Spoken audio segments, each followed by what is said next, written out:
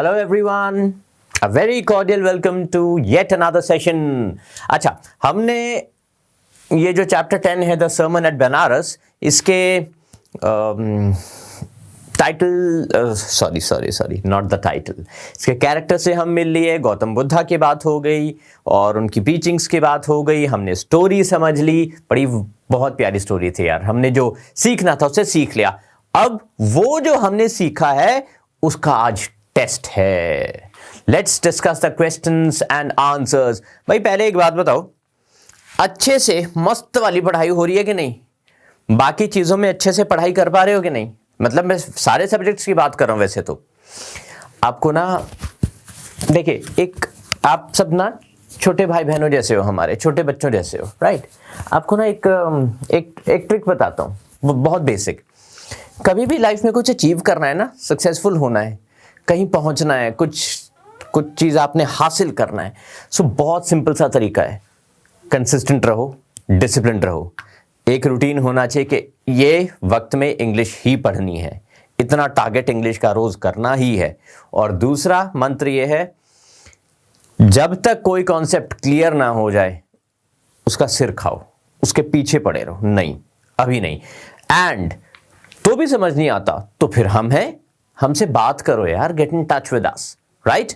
लेकिन ये सब अच्छे से क्लियर करना जरूरी है, तभी तो नंबर आएंगे ना आपके, तभी तो मार्क्स आएंगे और आगे जाओगे आप।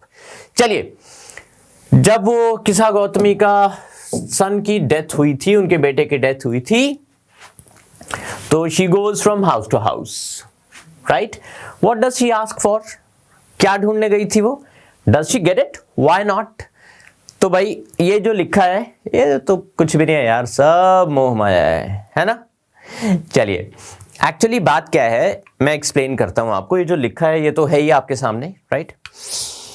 देखिए, किसा गौतमी जो थी वो जब उनके बेटे की डेथ हुई थी तो वो दवाई ढूंढने गई थी सबके घर में, वो दवाई जिससे उनका बेटा जिंदा हो सके। क्या कोई ऐसी दवाई होती है? नहीं होती, राइट? दुख बहुत हुआ उसको, she was overcome with grief naturally. यार बेटे की डेथ हुई है, ओनली बच्चा था, राइट? बॉडी ऑफ हर सन ऐसे आर्म्स में लेके she went for the medicine, ये देखिए, कि उसको कोई ठीक कर दे, पर वो तो मर चुका था यार। एक्चुअली वो जो किसा गौतमी थी ना, she was not ready to accept it, accept ही नहीं कर पा रही थी कि बच्चा मर गया है, बस वही गड़बड़ थी। और दवाई इसलिए नहीं मिली भाई क्योंकि मर रहे हुए की कोई दवाई होती ही नहीं। इसका आंसर नो आ जाएगा। No, she did not get it, या no she does not get it. ठीक है जी, for there is no such medicine available.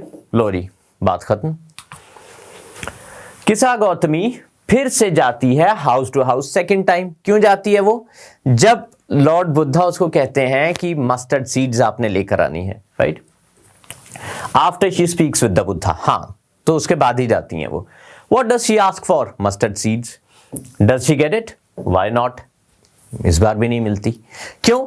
Lord Buddha ने कहा था कि मस्टर्ड सीड्स उस घर से लेकर आनी है जिसमें कोई डेथ ना हुई हो, किसी कोई बेटा ना मरा हो, कोई फ्रेंड ना मरा हो, कोई बिलवेड ना मरा हो, कोई रिलेटिव ना मरा हो, कोई माँ, कोई बहू, कोई भी ना मरा हो, कोई बच्चा कोई ना मरा हो। ऐसा घर कहाँ मिलेगा? सीधी सी बात यह है कि जब उसको ऐसा घर मिला ही नहीं किसा गौतमी को, देन शी अंडरस्टूड कि मस्टर्ड सीड्स तो फिर ले जाने का कोई फायदा ही नहीं है।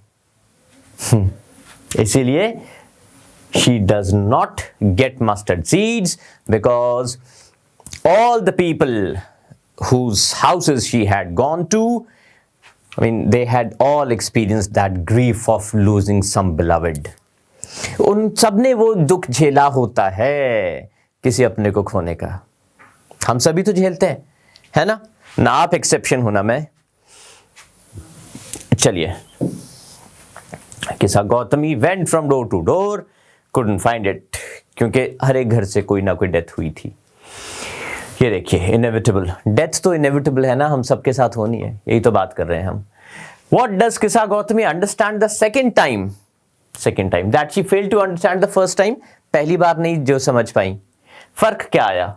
Was this what Buddha wanted her to understand? Yes, वो क्या था जो सेकंड टाइम समझ गई, पहली बार में नहीं समझी। पहली बार में ना शी कुड नॉट एक्सेप्ट, मेरा बेटा को ये हो गया, नहीं मैं तो जिंदा कराऊंगी कुछ भी करके, मैं इसके बिना जी नहीं सकती, तो इसको तो जीना ही है, मैं कैसे भी, मैं इतनी डिटर्मिन्ड हूं कि इसको वापस लेकर आऊंगी। एक्सेप्ट नहीं कर पा रही थी वो। हुआ क्या, लॉर्ड बुद्धा ने कहा कि मस्टर्ड सीड्स उस घर से लेकर आओ जहां पे कोई डेथ ना हुई हो। वो उसको ऐसा कोई घर ही नहीं मिला। फाइनली उसको हार माननी पड़ी, है ना। She could understand it.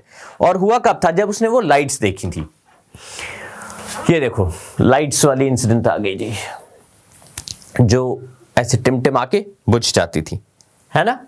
At last it was darkness. ये डार्कनेस डेथ के लिए एक मेटाफर है, डेथ के लिए ये डार्कनेस डेथ को ही सिंबलाइज कर रही है।